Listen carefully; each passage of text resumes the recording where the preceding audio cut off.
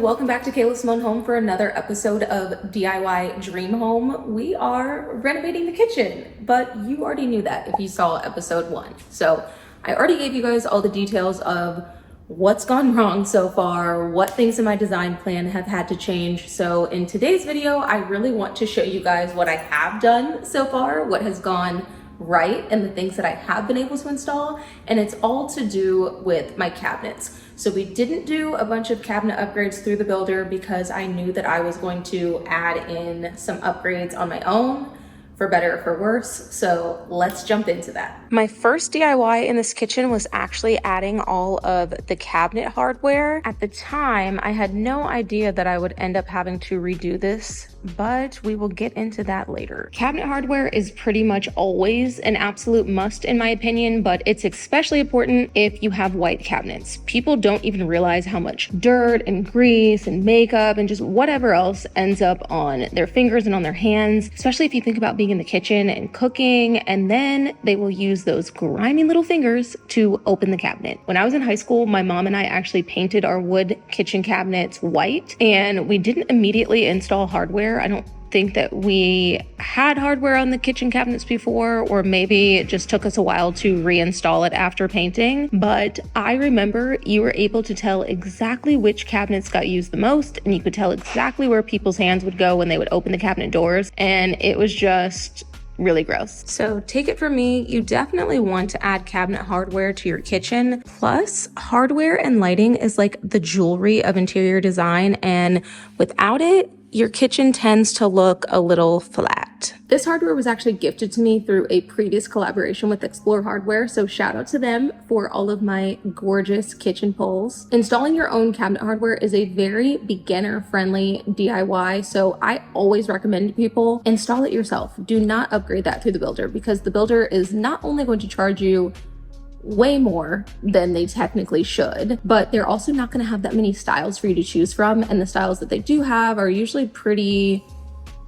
cookie cutter. So if you want something a little bit more bespoke, a little bit more custom looking, I recommend choosing your own cabinet hardware and then installing it yourself. I have a tutorial on my page that goes over how to use a cabinet hardware jig so that you make sure that everything is placed in exactly the right spot, how to install knobs, how to install poles. So be sure to check out this video after this one. Soft close hinges and drawer slides were also an absolute must for me. We did not upgrade them in our last house through the builder, and I installed them myself and saw how easy of a process it was. So when our builder wanted to charge us $2,600 for it, you already know what I said. Absolutely not. We kept the standard hinges from the builder, and then I ordered soft close hinges on Amazon for, drumroll please, $69. Sometimes I feel like one of those annoying clickbait ads where I'm like, builders hate this one simple trick, but like truly, builders are going to price gouge you like nobody's business. So you really should do your research on what's worth it to upgrade through the builder versus what you would be better off doing yourself to save money. I'm assuming that you're already the type of person that is interested in DIYing to save money since you clicked into this video. So I'm going to leave you guys a link to one of my old blog posts down in the description that goes over all of the upgrades that we added to our first home that we built in 2020 and a price comparison of what the builder wanted to charge us versus how much it would cost to do on our own, and a little breakdown on like whether it would be worth it or not to do the upgrade as a DIY. Because it is a little bit older, some of the prices aren't going to be exactly what you would find today, but I feel like the comparison itself is still relevant. Okay, back to the hinges. So when you're swapping out your hinges, you want to look for this number right here. Mine says half. That's because this cabinet door overlays the face frame of my cabinet by 1/2 inch on every side. Then when I ordered my new hinges, I made sure that they had that same number on them so I know that they would fit with the correct like overlay style for my cabinet doors. So they come just like this, usually in a pack of like 30, 50, 100, whatever you want. And when you're taking out the old ones, sometimes these plastic pieces get stuck in these holes here. So all you have to do is remove the plastic from, it's like a little plug. So you just remove it from the new one by holding onto this side with pliers, and then using a drill on this side. It'll just allow you to unscrew the screw from the little plug so that all you have is a screw there, and then it can screw into the holes that are left there. Super simple. The hinges are also fully adjustable, so there's a couple other screws here that will allow you to change whether the cabinet sits up higher or lower, more to the left or to the right, or in versus out, so that you can tweak it to get the perfect cabinet door fit with your new hinges. If you change your cabinet doors to be full overlay or any different amount of overlay than what you currently have, then you are going to need to buy new hinges that match those new dimensions, but I will show you guys how to do all that in a later video. Eventually, I will also have to do the drawer slides because I just haven't gotten around to doing that yet, but those were about $500 on Amazon. So in total for the hinges and the drawer slides, I spent $569, and the builder wanted to charge me $2,600.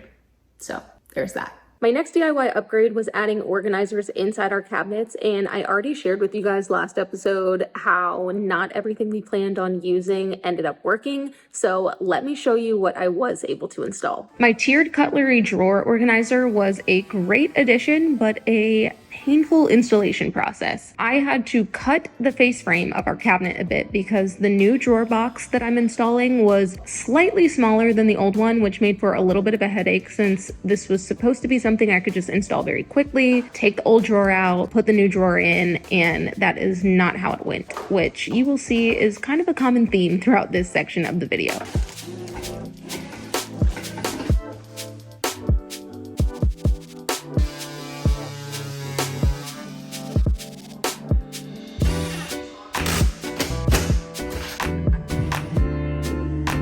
I love how much extra storage space this gave us in the drawer, and I'm really looking forward to being able to use this lower section when we have kids eventually. I can just imagine us putting, like, you know, baby utensils and like bottle cleaning supplies in here. The only caveat is that because this is essentially two drawers in one, each tier or like each section is a little bit more shallow than your standard drawer. So we did have to be pretty strategic about what it was that we were storing in here, because you really can't store anything that's like too wide or too tall because it just won't fit. And then the other thing that I wish was a little bit better is I wish that this stayed still. When you close the drawer, it's fine, but sometimes when you open it, this part here ends up going back like that. And here is what the face frame looks like where I cut it. I could probably go back and clean that up a little bit, but not too bad. The expandable junk drawer organizer, another install that did not go as planned, but was so worth it in the end. This is another tiered organizer, but this one was specifically made for junk drawers. The cabinet that I installed this in actually had the opposite issue of the cutlery drawers, and I ended up having to shim out the face frame in order to install the drawer slides correctly because the opening was just a little bit too big. So the shims that I added make that space just a little bit tighter. So I actually had to shim this out on both sides by 11/16 of an inch. So now I've got to scoot those over a little bit, and then I think we should be good. Okay, so here's how it looks with the added like trimming, like shimmed out. I'm not too worried about how ugly this looks because I don't know that I'm keeping this white. And then I scooted that bracket back in the back. So, oh my God, please let this work this time. I think it can fit, but it's getting stuck on the screws. So maybe if I change those to flat screws, I won't have to redo this whole thing and cut the shim smaller. Oh my gosh, this is the worst project. Don't believe everything you see on the internet, because this actually took me hours to figure out across multiple days, and then I just edited it down into a cute little concise clip for you. But in reality, I was saying curse words that hadn't even been invented yet. So eventually, I did get it figured out though.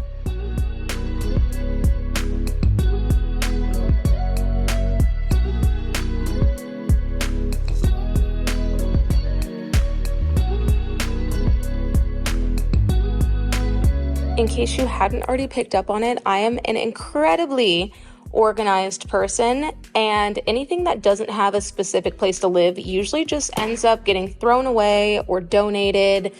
Sorry, not sorry. I don't do junk and I don't do clutter, but you know, there's always those random little miscellaneous items that you can't get rid of, but they also don't really have anywhere else to go. So they live here in the most organized junk drawer that you have ever seen. The trash pullout was by far the easiest thing to install, and the directions are actually very straightforward. I also have installed a Rev-A-Shelf trash pullout before in our last house, so I already kind of knew what I was doing, but it does come with a large template that you can lay in the base of your cabinet so that you can be sure to drill the holes for the hardware in the right spot. And I really, really love Rev-A-Shelf's template products because they make the install process so much easier. Rev-A-Shelf sells a bunch of different versions of trash can pullouts, and there are different sizes that work with different cabinet shapes and sizes. There's multiple styles, whether you want the doors to attach to the pullout, which is what I prefer, but they also do have the kind where you open the cabinet door and then pull the trash can out separately. They sell them in a metal version, a wood version, and all of that changes the price. This one that I have is one of the more expensive ones because it fits in a larger cabinet and can accommodate 2 trash cans side by side. Plus you have that storage space in the back for trash bags. And here is how it looks all installed. I just tied up those trash bags a little bit because ew, gross.